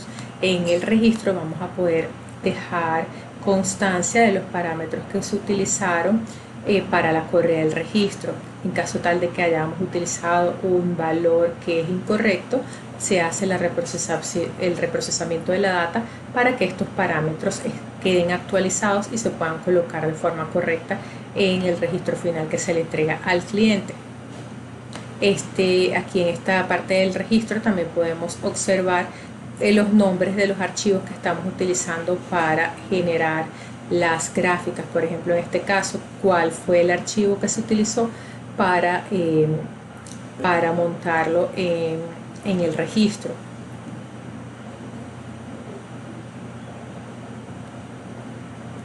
Por último, como parte final de este archivo que se le entrega al cliente, se colocan las calibraciones o los resúmenes de verificación. Esto, como lo mencionamos en la parte de las calibraciones, se hace la calibración primaria y 3 verificaciones. La primaria antes del registro y después del registro. En este ejemplo podemos verificar la calibración primaria que se realizó en la base antes del trabajo, una verificación antes del trabajo, la before log, y la verificación after log, o después de que se acabó el registro. Todas esas calibraciones y verificaciones se colocan en el registro del PDF final. En las siguientes diapositivas vamos a ver los controles y los comportamientos esperados para cada uno de los registros de los que hemos hablado. Esto es simplemente hacerle control de calidad a la información que estamos adquiriendo en tiempo real. Cada uno de los registros de las herramientas tiene comportamientos que se repiten bajo unas condiciones dadas. Estos comportamientos se van a repetir en la mayor parte de las formaciones, a menos que hayan anormalidades. Es en esos casos en donde, si hay registros previos de unos pozos que hayan sido perforados y registrados en el mismo campo, nos sirve para hacer un registro, para hacer correlaciones entre ambos pozos y verificar si las lecturas de las herramientas que estoy teniendo son similares a las que se tuvieron en la correlación o en los registros del mismo campo en otros pozos. Sin embargo, si estos registros no están presentes, de igual manera se le puede hacer un control de calidad a la data, verificando los siguientes puntos que vamos a ver. Tenemos el primer punto para el registro básico de neutrón. Tenemos que las curvas deben deflectar a la misma profundidad que las otras herramientas. ¿A qué se refiere esto? Tenemos este ejemplo. En este ejemplo podemos ver las curvas de gamma ray, SP, resistividad, densidad neutrón, porosidad sónica y lo que es resonancia magnética, si es agua reducible, no reducible, porosidad por la resonancia magnética. Entonces, el primer punto habla de que las curvas de neutrón tienen que deflectar a la misma profundidad que las demás deflectan. En este caso podemos verificar que tenemos curvas de gamma ray, curva potencial espontáneos, todas deflectando a la misma profundidad, y efectivamente el neutrón deflecta a la misma profundidad. El punto número 2, normalmente la porosidad de neutrón es más alta en las lutitas y más baja en las zonas limpias. Veamos, este es el caso en donde el neutrón en las lutitas es más alto. Efectivamente, esta escala está de 0,15 a 0,45 en fracción, y la escala y las lecturas para las arenas limpias están alrededor de los 0,5 unidades de fracción. Quiere decir que efectivamente son más bajas en las arenas y más altas en las arcillas. La porosidad de neutrón y porosidad de densidad se sobreponen en las zonas limpias y húmedas siempre que se utilice la matriz correcta. En este caso, ambas porosidades se solapan en zonas de arena, como está en este caso. Se sobreponen en zonas limpias y húmedas. Aquí en este caso se están sobreponiendo en zonas limpias y húmedas. Tenemos también el caso que habla de que se cruzan en la zona de gas utilizando la matriz correcta. En este caso tenemos una zona de gas y ambas curvas se están cruzando. Tenemos efectos espejos con el gamma ray, quiere decir que sigue la misma dirección, el sentido del gamma ray. En este caso efectivamente la curva me está leyendo, me está siguiendo digamos el orden de deflexión de la curva del gamma ray como una escalera. Es un efecto espejo, quiere decir que es un efecto como si colocáramos un espejo y nos va a dar la dirección contraria a la dirección del gamma ray. En este caso el neutrón podemos ver como una escalera, baja, acá es como un espejo y sigue su forma. Lee 0 en las calizas apretadas y 2 unidades de porosidad aproximadamente negativas en las anhidritas. En este caso, por ejemplo, tenemos un ejemplo de anhidrita del mismo registro, del mismo caso, y podemos verificar que, por ejemplo, esta es la curva del neutrón, la que está en azul, y donde está seleccionada, esto es 0, esta línea que está acá, y cada una de las, esto es menos 0,15, y cada una de las líneas es aproximadamente 6. Entonces aquí sí, efectivamente la zona de anhidrita está leyendo aproximadamente 0.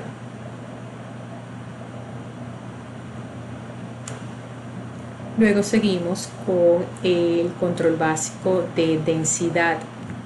Efectivamente, la densidad debe deflectar a la misma profundidad que las otras herramientas. Tal cual es el mismo caso, la densidad en rojo deflecta a la misma profundidad que las otras herramientas.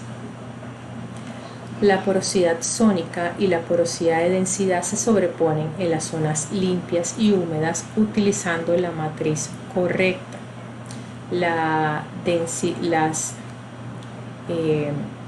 Digamos, la porosidad sónica y la porosidad de la densidad, que es la roja, se sobreponen unas a otras en las zonas de arenas limpias. Es el caso tal cual, vemos acá que tienen el mismo comportamiento, se están sobreponiendo una a otra en las zonas de arena.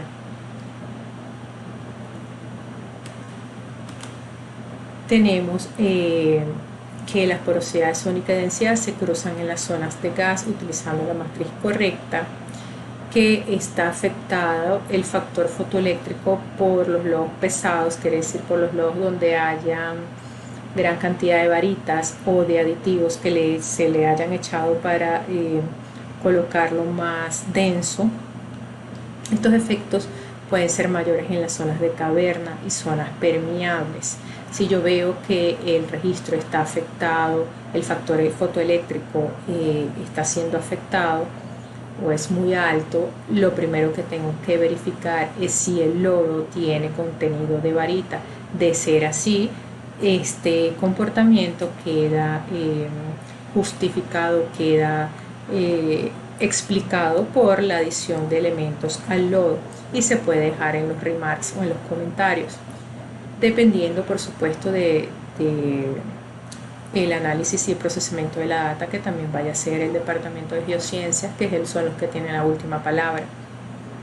Las curvas fácilmente se pueden ver afectadas por cavernas, en este caso en donde hayan washouts. Este ejemplo no tiene el caliper, pero donde hayan los washouts, las curvas de densidad van a ser muy bajas y las curvas de density porosity van a ser muy altas. De porosidad neutrón y porosidad bruta van a ser muy altas.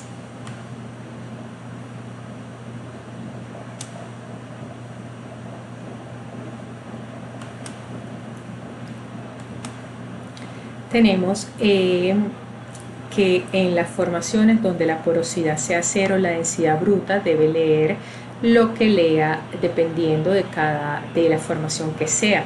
En este caso, por ejemplo, arenas 265, calizas 271, dolomita 285 y anhidrita 298. En este ejemplo, en lugares donde la porosidad es cero, como en este caso, en esta parte la porosidad es aproximadamente cero, la densidad está leyendo en escala de 1,95 a 2,95 aproximadamente 2,65, que es la densidad de el sandstone o de la arena. 2,65. La respuesta del caliper en el casing, dentro del casing, debe estar en tolerancia. ¿Por qué? Porque la herramienta de densidad tiene un brazo que mide también el caliper y obliga al patín a estar pegado a la formación.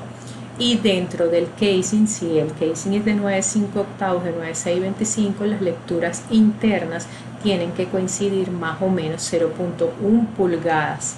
Si no, la calibración tiene que repetirse o tiene que revisarse para ver por qué está sucediendo esta discrepancia.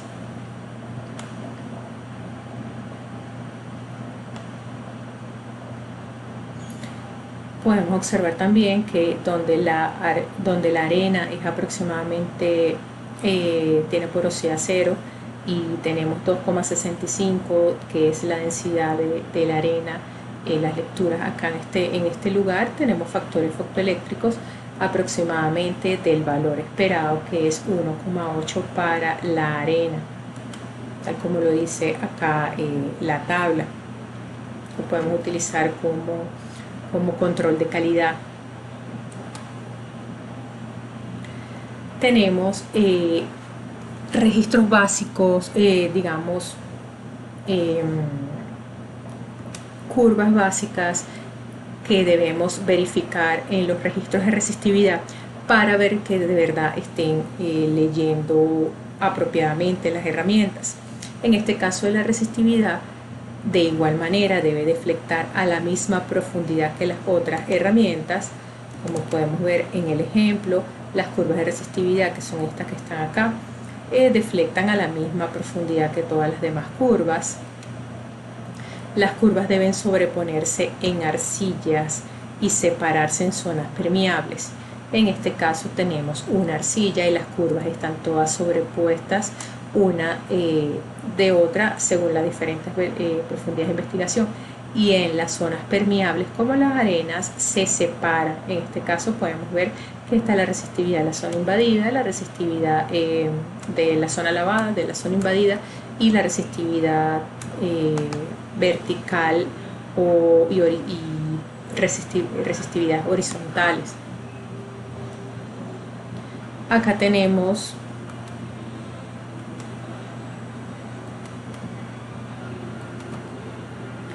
que las curvas deben separarse en las zonas permeables, ya lo vimos.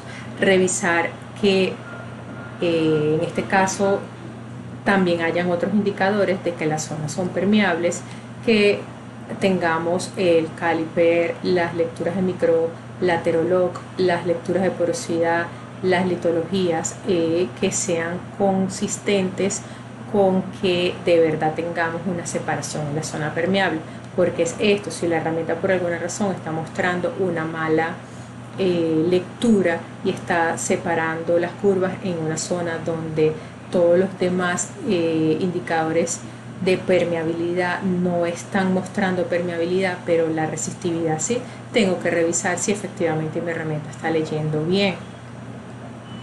Dependiendo de la resistividad y la salinidad del agua de formación y del filtrado del lodo, las curvas de resistividad deben seguir un orden específico.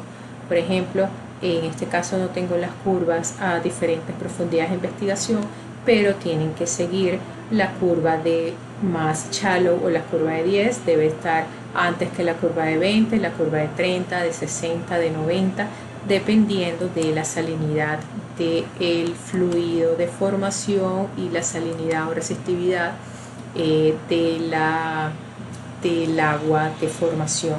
Según este comportamiento, si la resistividad del lodo, del filtrado del lodo, es menor que la del agua de formación, entonces el comportamiento que tengo que tener es el normal. La resistividad de 10 va a ser menor que la de 20, la de 30, la de 60, la de 90. Si tenemos resistividad del filtrado del lodo mayores a la del agua de formación, entonces el comportamiento va a ser inverso. Las curvas de resistividad más shallow, más someras van a ser mayores y van a seguir un patrón diferente a las más profundas.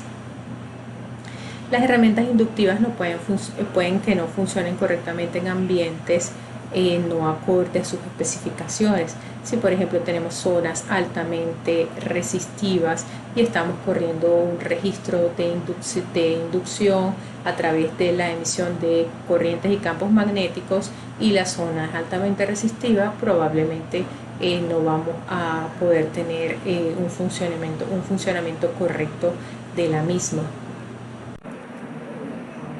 En cuanto al control de calidad que se le realiza a las herramientas sónicas, tenemos que tomar en cuenta la tendencia general de la curva delta T. Esta debe coincidir, o el tiempo de tránsito debe coincidir con la porosidad nuclear. En este caso podemos verificar en este ejemplo que el tiempo o el delta T o la diferencia del tiempo tiene que coincidir con la porosidad nuclear.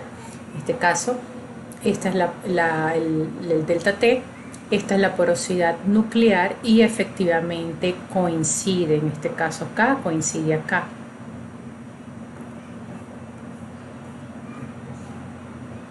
Los cambios en el valor de delta T debido a cambios en la formación también se van a reflejar en otros registros como el gamma ray. Podemos verificar que efectivamente cuando hay un cambio en los tiempos, en las diferencias de los tiempos de tránsito, va a haber un cambio en las curvas de gamma ray.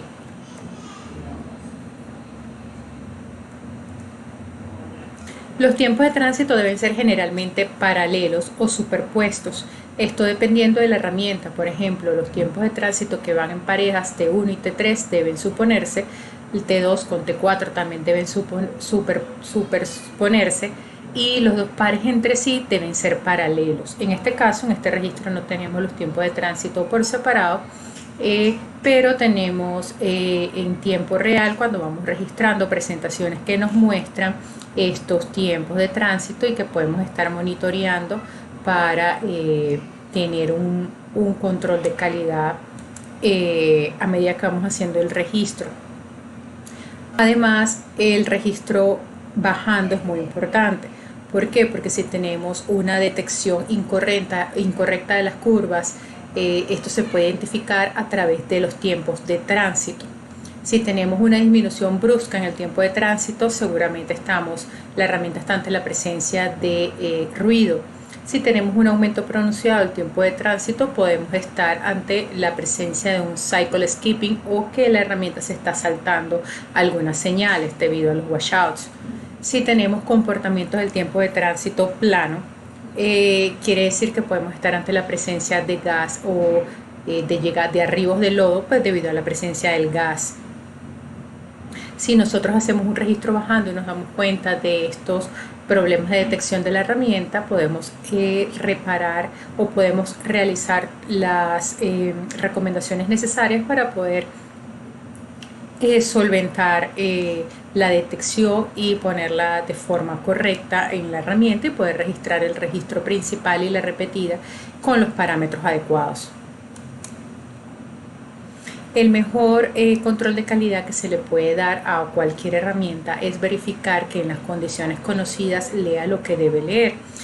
Un ejemplo, en el caso del sónico, los tiempos de tránsito esperados bajo estas condiciones o para estas formaciones son las siguientes.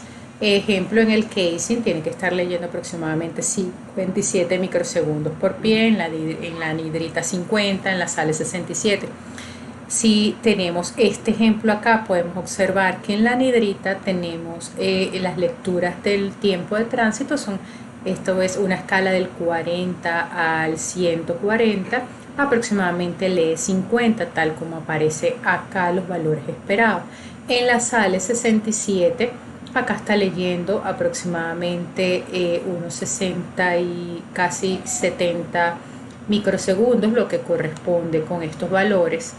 También tenemos que en las arenas, en las calizas y en las dolomitas, si la porosidad es cero, los tiempos de tránsito van a variar entre 51, 55, 47 y 43. Esto lo podemos ver acá.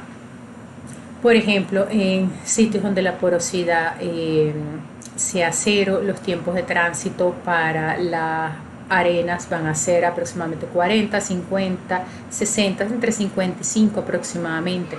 La porosidad acá es cero, la porosidad del neutrón, y pues la porosidad acá también, la porosidad total computada por los registros de resonancia magnética también es cero. Y el tiempo de tránsito me está dando aproximadamente 55 para las arenas, que son los valores esperados según esta tabla. Si vamos a hacer un registro en el casing, aun cuando el cliente no lo solicite, es una excelente recomendación siempre tomarlos y colocarlos o dejar el comentario en caso tal de que no se vaya a hacer. Esto lo debemos tomar por lo general un poco más arriba de la zapata del revestidor, porque si lo tomamos muy cercano a la zapata, esa zona generalmente está bastante bien cementada, por lo que va a atenuar mucho la señal de onda. Entonces en ese caso lo que se hace es que se sube un poco más arriba del casing y se busca una zona donde el cemento no esté tan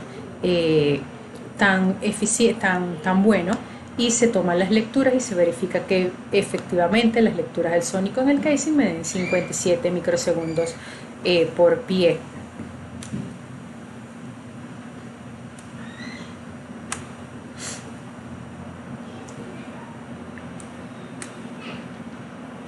El control de calidad para la herramienta de potencial espontáneo se basa básicamente en que la forma de las curvas no presente en que la curva no presenta ninguna forma extraña que no sea coherente con su comportamiento normal, algo que nos haga sospechar una forma de onda, algo extraño que nos haga sospechar que hay un comportamiento poco confiable. Todos los cambios en las curvas deben verse correlacionados con cambios en las curvas de resistividad. En este caso, por ejemplo, que el SP disminuye, aquí la resistividad está aumentando, la resistividad total. En este caso, si el SP aumenta, aquí la resistividad está mostrando una variación, un cambio. Las líneas basales de arcillas y arenas, de arenas, tienen que ser planas y consistentes, es decir, que si esta es mi línea donde el SP me está leyendo más en la zona de las arcillas, en las mayores lecturas, y esta es la zona donde él me está leyendo menos el SP en las zonas de las arenas, quiere decir que estas líneas deben ser paralelas, deben ser homogéneas, no pueden estar mostrando valores que sean diferentes a lo que se muestra en las líneas basales, o sea, no se pueden salir de este comportamiento.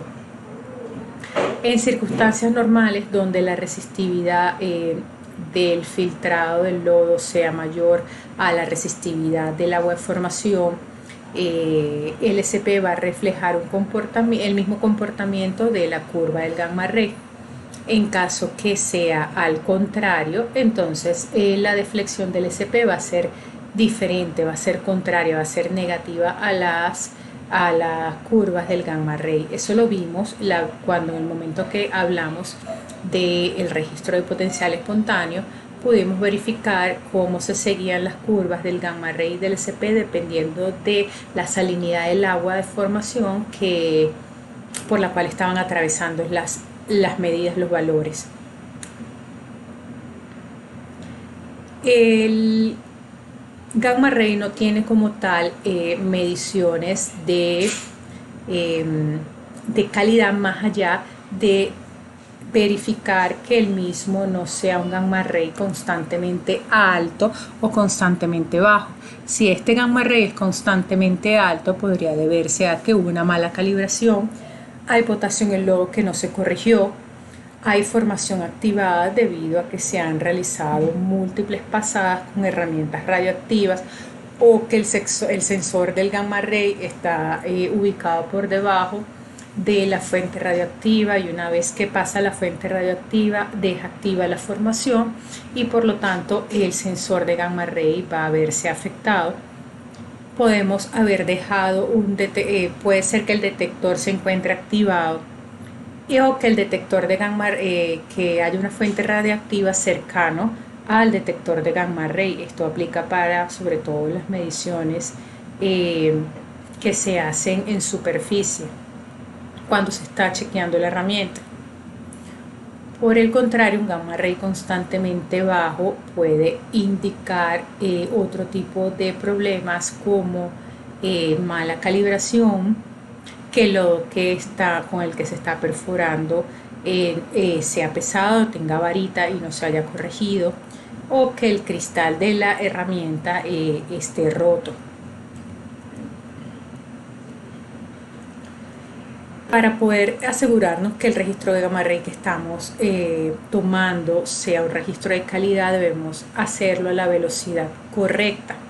No debemos pasarnos de la velocidad recomendada para registrar el gamma ray. Los parámetros deben estar correctamente introducidos con las correcciones necesarias que se vayan a aplicar.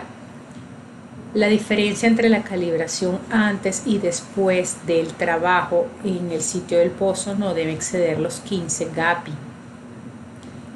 La ganancia del gamma ray, que también aparece en las calibraciones que se le entrega al cliente, debe estar entre 0.9 y 1.1. Las respuestas del registro deben tener coherencia y seguir el comportamiento de pozos que estén en la misma zona.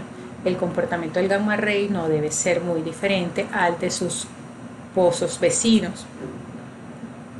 La repetibilidad de los valores en tolerancia no deben diferir más del más o menos 7%.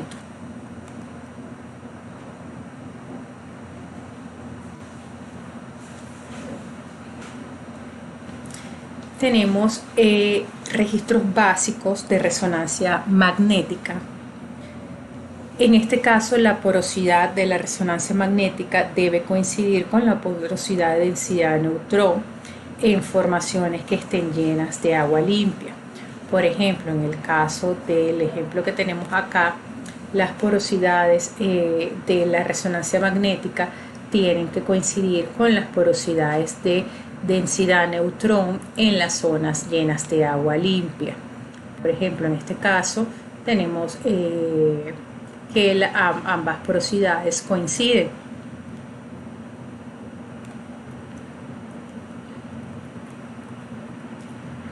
En el caso de la porosidad de resonancia magnética, como depende del índice de hidrógeno del fluido que se mide, si tenemos también un déficit de porosidad similar a la respuesta de neutrón, se va a ver en zonas con gas e hidrocarburos ligeros. Es decir, ¿qué quiere decir esto? que si tenemos zonas con gas e hidrocarburos ligeros, el índice de hidrógeno del fluido va a ser bajo, y como ambas herramientas o ambas lecturas de porosidad dependen de ese índice de hidrógeno, ambas lecturas se van a ver afectadas, tanto con la de la resonancia magnética como la de porosidad debido a neutrón. La porosidad de la resonancia magnética también se va a ver reflejada con un déficit también en la porosidad densidad neutrón en las zonas que contienen petróleo pesado y alquitrán. Es decir, vamos a tener comportamientos similares en cuanto a de porosidades bajas. Las arcillas y los esquistos deben contener principalmente agua o bound clay, clay bound water, que es el agua asociada a las arcillas, y que en este caso, en el ejemplo, podemos observar cómo acá el clay bound water es básicamente lo que se muestra en las zonas de arcilla. Quiere decir que guarda correlación con lo que se está esperando. La porosidad de resonancia magnética generalmente tiene una resolución vertical más pobre que la porosidad de densidad neutrón. Eso quiere decir que en capas que sean muy delgadas puede pasar que muestre diferencias notables en la lectura de porosidad, comparados con la densidad neutrón, que tiene su resolución vertical más grande y sí puede ser capaz de cuantificar la porosidad en esas capas.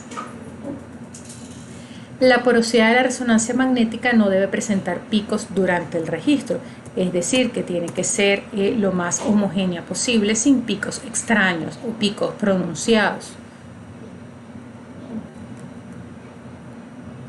La porosidad de resonancia magnética, si es mayor a la de densidad, podría indicar que hay una zona lavada o una zona con washout. En este caso, debemos verificar las lecturas del caliper para cerciorarnos de que el comportamiento sea asociado a este problema que hay o esta particularidad del washout. Una vez que terminamos la adquisición de la data y que hacemos el registro interno de calidad, lo primero que debemos hacer es enviar la data a la gente de geociencias o al departamento, así como Warline, que se encarga de procesar la data a través de software especializados.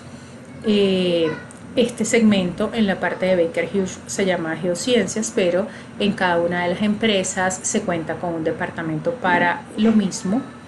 La mayoría de las veces el cliente solicita este procesamiento de la data, o a veces es simplemente entre líneas que se llevan a cabo estos procesamientos, dependiendo si el cliente lo pide o no, o si es un procesamiento interno de la línea. Lo importante es ver las diferencias y el gran aporte de lo que hace geociencias en el momento del procesamiento de la data y los beneficios que le trae al cliente para la toma de decisiones. Esto es un registro de campo de una herramienta de evaluación de cemento. Es la data cruda que se entrega, que no se entrega, es una data cruda que se toma en campo y que se le envía a la gente de geociencias para que la procesen. Una vez procesada, podemos observar cómo de la data cruda generan los mapas de cemento, generan las cuantificaciones de lo que es cantidades de fluido, en este caso del gas, del agua o del líquido y de la parte sólida. Tenemos también cantidades de digamos de atenuaciones, cantidades, mapas de indicadores que en las curvas normales no las tenemos de esa manera, no las podemos observar. Esto es un análisis petrofísico convencional, digamos que es básicamente las curvas que le entrega el ingeniero de Wireline a la gente de geociencias para su procesamiento, pero es una data básica. No tiene las particularidades como decir las resoluciones verticales, no tiene distribución de crudo, no tiene análisis cuantitativos análisis de mineralogía de los elementos secos, los minerales que se presentan, que están en la formación. Son solamente curvas básicas.